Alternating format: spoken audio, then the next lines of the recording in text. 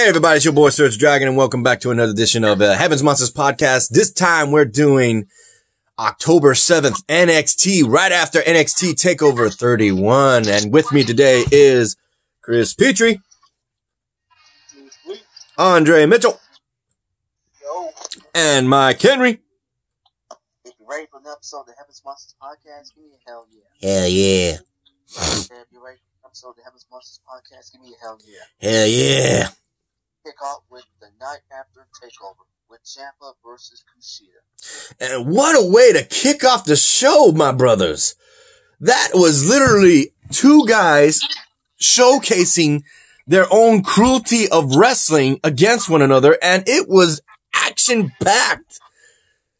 The only thing that was sucked was the fact that it was ruined thanks to the fact of Velveteen Dream coming in and trying to hit Kushida, but instead hits Tommaso Ciampa, thus giving the victory by disqualification to Tommaso Ciampa.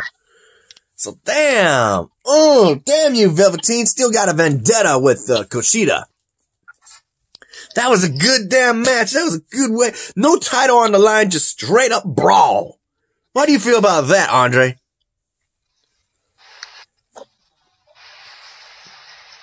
Andre? He's MIA. All right, Mikey, go ahead. Oh my god.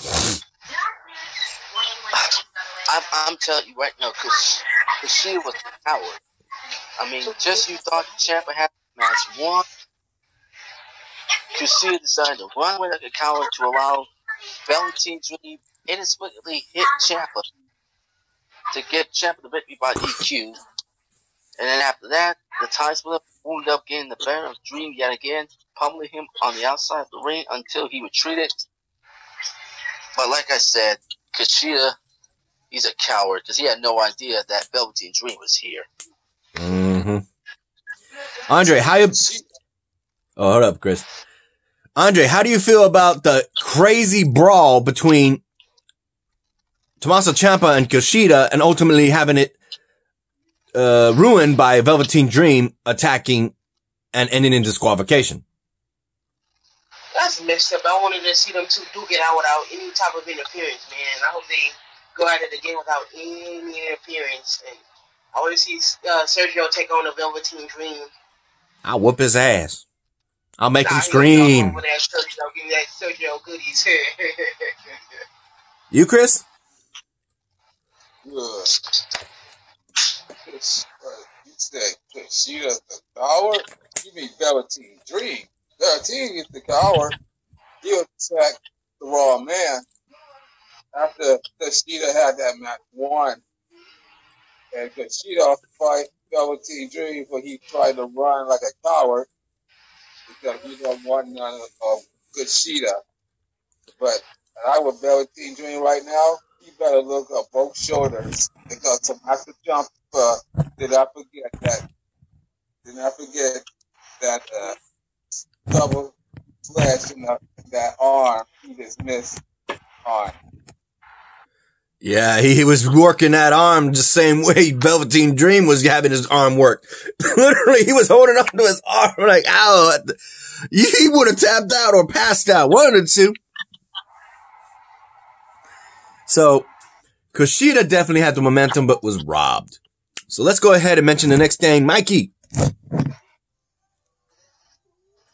Next up, the Diamond duo of Killian Dane, Nikki Cross's husband, and Renee Michelle's husband, Drake Maverick versus Everrise. So in this match, it was earlier in the day, we had an interview with Drake Maverick, and he's talking about having new music, new entrants, and Killian Dane's like, wait, what? You would know this stuff if you answer my texts. I'm not giving you my number. Why won't you give me my number? We're partners. We're not partners, but we got a match tonight. What? So we get to see Everrise come out, but then we get to see the goofy music of Drake Maverick chose for his tag team, and he's walking in looking like this. He's trying to do a dance, and Killian Dane's like, get the hell in the ring. Like, God, we're not doing that. It's looking like a goofball. What the hell, Drake? What's your take on that, Chris? That might be, that is the most funniest entrance I ever seen. Oh, let's not forget the fact of how they won. Their first time actually in official tag team match as a tag team, and they win by having Drake Maverick going, "What are you doing?" And he gets power bombed onto the opponent, one half of Everrise, and then he goes into the pin. Like, okay, that's interesting. He's used as a weapon. Continue on with that, Chris. Otherwise, yeah, they had no chance. Losing streak again. Killian Dane just want had nothing to do with Drake Magic. He don't want to partner up with Drake Magic. But he carries him. He carries him away. Yep. What about you, Mikey? Drake Maverick and Killian Dane reminds me of, once again, Team Hell No. Killian Dane, a.k.a. Dane. Drake Maverick, a.k.a. Daniel Bryan. You, Andre, how do you feel about the goofy combination of Killian Dane and Drake Maverick as tag team partners? That would be interesting to see how they turn out and do. Yeah. Killian Dane powerbombed Drake Maverick onto one of their opponents and they pinned him. Huh. Yeah, he used him as a weapon. Ain't that something? It's like saying if I took Chris or Mikey and used them as a powerbomb, like, hey, you want to do a pain on him? He's like, yeah, get over here.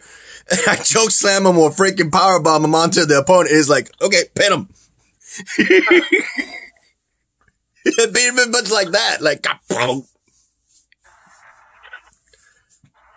So let's move on to the next thing. The next thing is Austin Theory goes on and defeats Leon Ruff. Yeah, Leon Ruff. I'm about to say Leon Rush for a second there. He's not wrestling WWE anytime. And he takes out this rookie superstar. He takes out this rookie superstar and says that when he's prepared, he'll take on anybody. He was talking smack about Adam Cole for getting the drop on him. Nah, he lost fair and square. But then somebody comes out. We haven't seen him in a while since his leg injury or ankle injury. And that's Dexter Lumis. And another match. He had back-to-back matches, Austin Theory. Yep, the creepy bastard. And Dexter Lumis makes him pass out. Bye-bye. Night-night. Night-night. What's your thought on that, Mikey?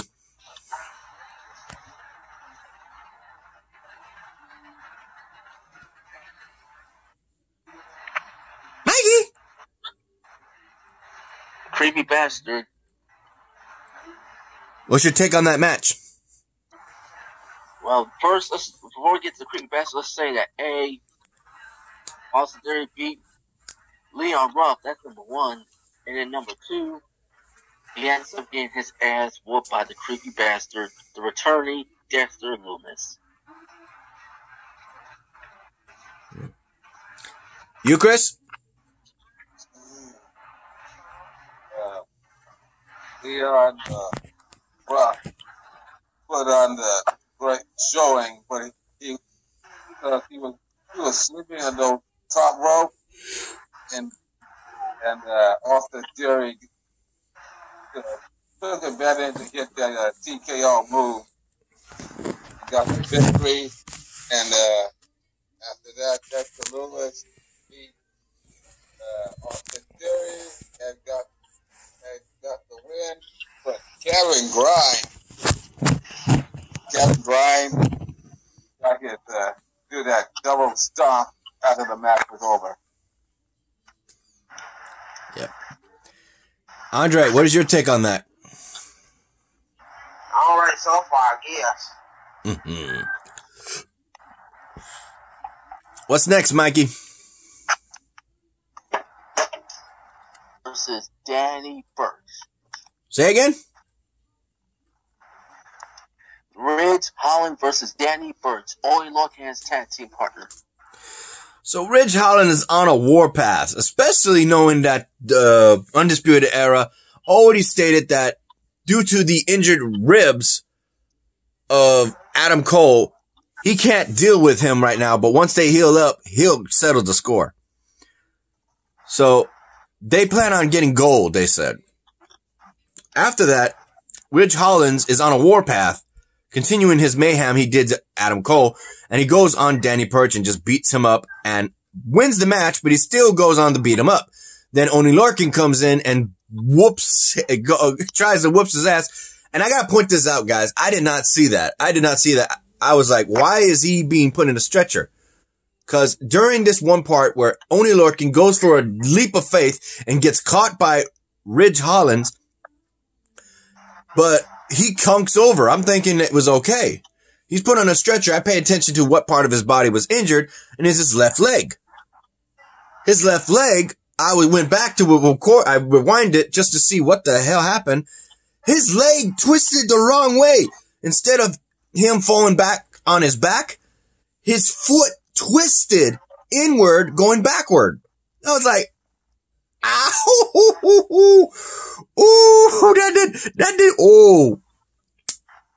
So from the looks of it, right when he comes in to make a statement, it looks like we're going to have to see Ridge Holland on the shelf for maybe a week or two or more than that. Your thoughts, Mikey?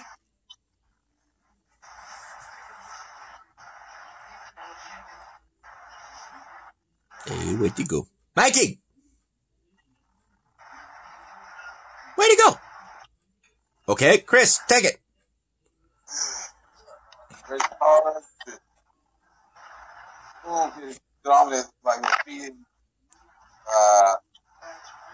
Danny Burch, but he wasn't finished. He was going to injure Danny Burch like he did to Adam Cole. Then Lorcan came out and they would start brawling. And the first part was Lorcan was doing a dive over the top rope. And the second one was cross body, and his Harder knee buckles, what I call that. His knee will buckle. I think, oh, okay, what happened? Why the referee doing this? Mm-hmm. And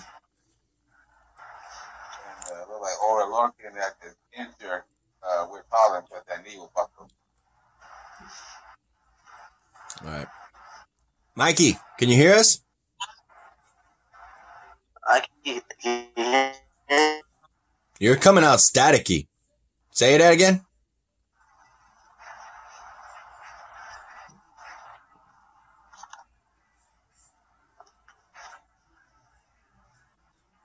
Can you hear me?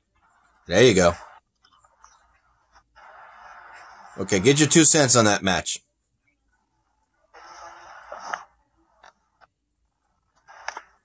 Hear me? Yeah.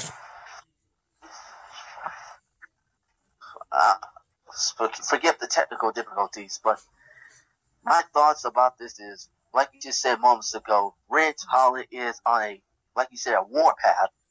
He's been beating everybody in the NXT locker room. I mean, today he not defeated Danny Burch, but he wasn't done yet, because not only he beat up Danny Burch, out comes Danny's tag team partner, Oney Lorcan, come out and, like you said, whooped his ass. But the big question that we're all confused is, why is Ridge Holland on a stretcher? That's what I'm asking. Twisted his leg. Well, yeah, come what? I mean, all you had to do was just walk away, but no. He chose to be a decent little punk, just to attack people by sending the entire NXT roster on notice. How you feel about that with Ridge Holland on the warpath and ultimately having his leg twisted, Andre?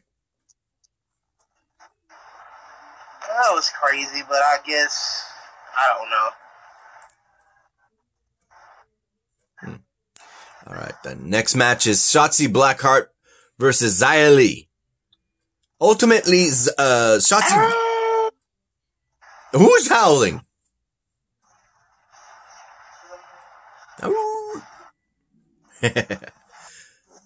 So, yeah, she's going to be the host for the... I just did that. You know Shotzi, she always howls. Ah, that was you, Mikey. Okay.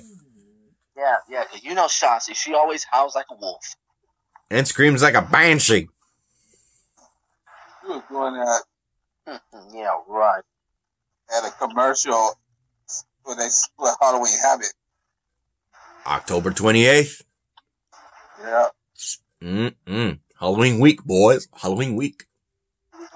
Feel like WCW all over again. Yep.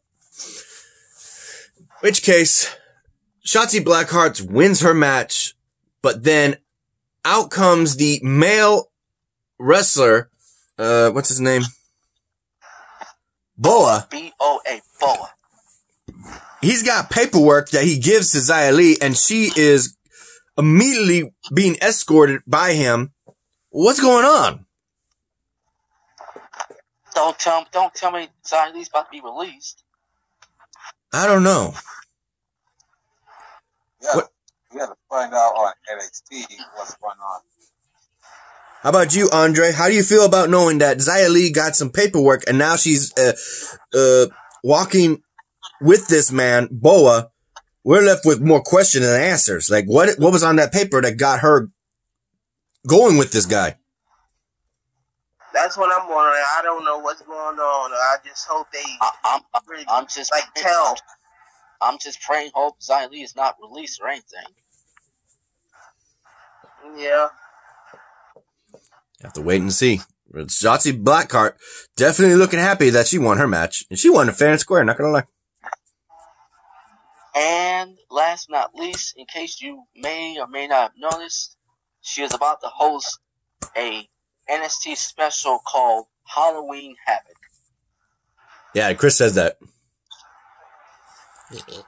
Okay, before we get to the main event, let's go ahead and see what we got here. First, let's discuss Timothy Thatcher will grind you down until you quit. Yep, there he is. That means he's been on a losing streak, and he doesn't like that fact. But he's not going to let it get to him. He knows he can make people tap out. It's just that when it really counts, when the title's on the line, it don't look too good for him. Give him this much. He took out Matt Riddle. Not going to say he didn't. Okay, what's next? Finn Balor and Kyle Wright reflect on their battle at TakeOver. Mm-hmm. Definitely on that. Oh, that's what we forgot too. So definitely with Finn Balor, it's good to see that he's doing better. He's actually able to talk, but not a lot. The doctor said that he can only talk quietly for this interview, and he did.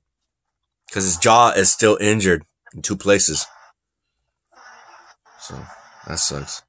The next thing I gotta mention is the fact that we forgot to mention Cameron Grimes drop kicked or curve stomped Dexter Lumis and told him straight to his face while on the mat saying, "When I ask you a question, you answer me, you freak." And that was the same thing he said when he was interviewed in the back before he left the building. So let's talk about that. Mikey, get your 2 cents. What the hell has gotten into Cameron Grimes? He's getting his ass whooped and he wants some respect. Bleep Cameron Grimes. Oh my God. What about you, Chris?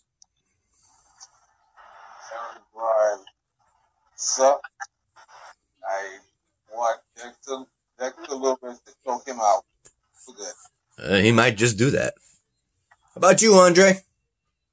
How you feel about Cameron Grimes stomping out on Dexter Lumis and telling him to answer him when he asks a question, calling him a freak? I want to see that again, man. That was a good butt whooping. It's pretty good.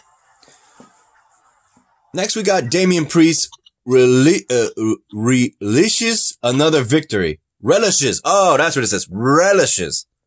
It was relishes? What the hell? So, okay. And, yeah, I mentioned, Ridge Hollins addresses his actions. Adam Cole vows payback. Yep, we talked about that. And did you talk about Damian Priest or no? Yeah, I just talked Damian Priest. Let's talk about the Garganos and getting a mystery gift.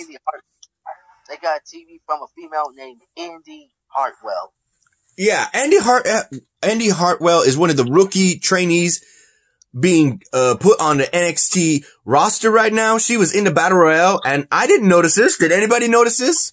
There was a little video package put in the TV that showcases that she was looking out for Candice LeRae the whole time throughout that match. What the hell? Well, let's go back several weeks ago. Let's not forget that both Johnny and Candice invited the girl with the shiniest wizard, Tegan Nox, to their house, and then things got out of hand. Candice wants Tegan back. She wants her best friend back, but things got out of hand. The Gargano Center got out of hand when Candice tried to hit the remote on Tegan, but instead Tegan ducked and the TV got broke. Yeah. They said they were going to have a new TV and said Tegan Nox is going to pay for it. That didn't happen. I just want to say I hope Tegan Nox is watching this. Tegan Nox is injury she suffered right before the battle. Because I'm telling you, this is her third ACL injury Tegan Nox suffered. So come next year, 2021, she's going to be out for bad blood. Oh yeah. But like I said, I couldn't believe that Andy Hartwell would send a new TV to the Gargano. I just couldn't believe it. I can. It sounds like she might be joining the Gargano way. Oh my God. What about you, Chris? What are your thoughts on that?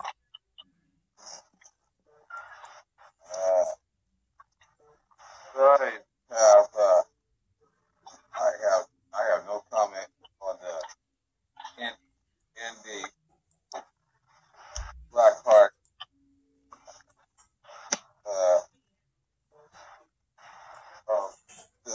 Given that their TV, I think she's trying to bow down to the Gargano way.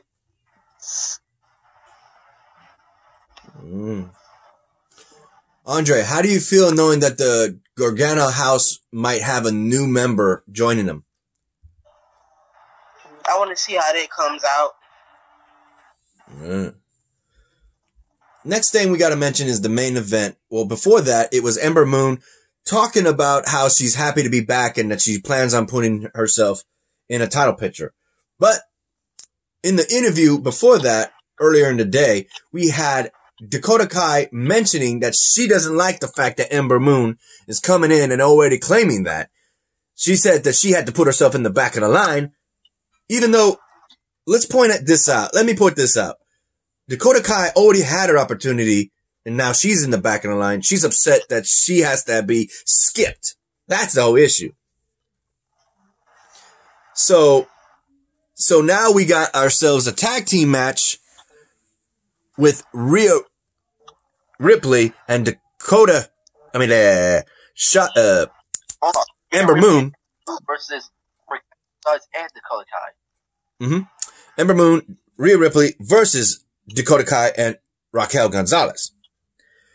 And that wasn't even mentioned at the beginning either. I don't see it. At the beginning of the show, here we go. At the beginning of the show, that's what happened, is Ember Moon was addressing the NXT and WWE Universe. And then Io Shirai comes out, has eyes on her. And then Rhea Ripley comes out, and then Dakota Kai and Raquel Gonzalez comes out. And throughout this, we got to point out the interview that came after. Io Shirai, in the question that was asked, how do you feel about Rhea Ripley? How do you feel about Ember Moon? How do you feel about Dakota Kai? How do you feel about Toni Storm? And she said, not my problem, not my problem, not my problem. And she shows the title and says, this is my problem. I'm like, okay. Io Shirai knows her priorities. So, okay. That said, let's go ahead and get to the match at hand. And that is the fact that the teamwork, oh my God. Dakota Kai screwed up.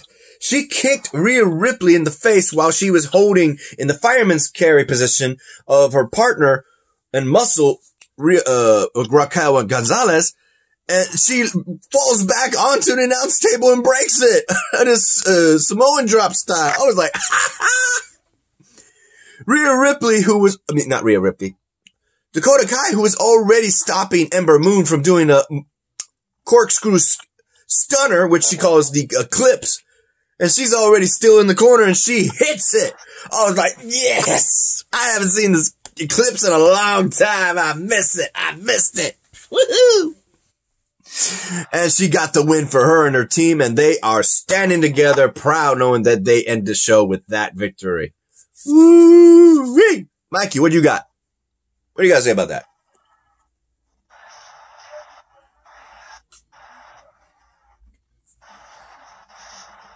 Mikey, I can't hear you. Speak up. Something wrong with his phone. Can you hear me? Cause there you go. It's probably a real. Continue.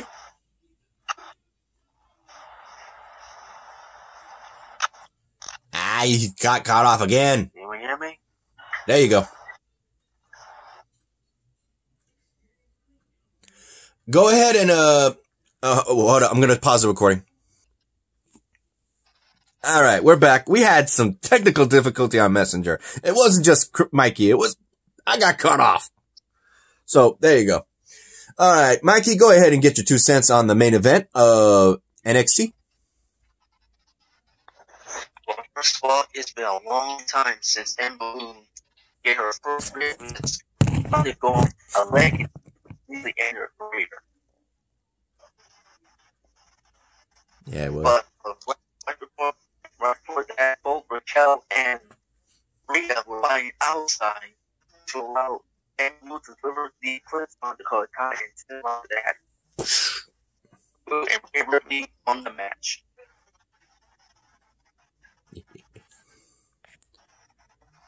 I'm curious. Do I have the Wi-Fi on? All right, Chris, get your 2 cents on.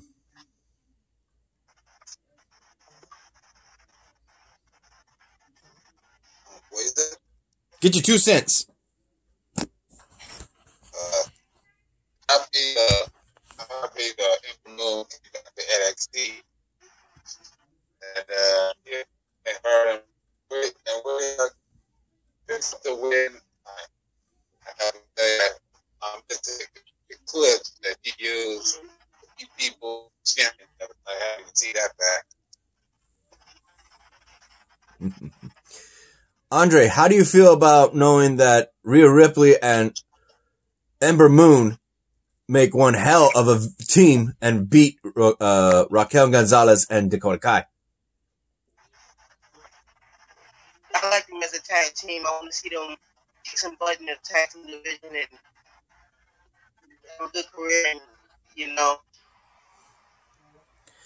it's good to see our girl from Texas, Dallas, Texas, Ember Moon, back and kicking ass and taking names. Oh, yeah. Yeah. Okay, so I'm definitely having issues right now because of the fact that I'm glad that we're almost done because of the fact that I'm hearing static from all three of you guys. That's not good. So I'm going to reboot my phones after we're done with this. So here we go. Was there anything else? Oh, one more thing you left off. The return of Toni Storm. Yeah, no. We already covered that on an NXT TakeOver. That was just a coverage to bring everybody's attention on who Toni Storm is, but we already know who she is. She's a bad mama jamma. She good. But everything else, we're just gonna wrap things up. All right. So let's go. A shout out to our fellow brethren of the Heavens Monsters podcast. A shout out to Xavier Hill, Mike Henry, and Andre Mitchell. A link to their YouTube channels will be in the descriptions down below, as always. And a remaining shout out to Chris Petrie, T-Money, Renee, Farrell, and Delvin. Y'all ready to end this, boys? Let's do it. 1 second. Here we go. You like this video, give it a thumbs up. You didn't, give it a thumbs down. Hit that subscribe button, like the content. Hit that notification bell for the next Seven Monsters podcast. I'm Serge. This is Chris. This is Andre. And this is Mikey. And that's the bottom line. If this month's podcast is successful, and if we got time, we'll try to do SmackDown to go back live. If not, we'll try it next weekend. Yeah, buddy. All right. See you in a bit.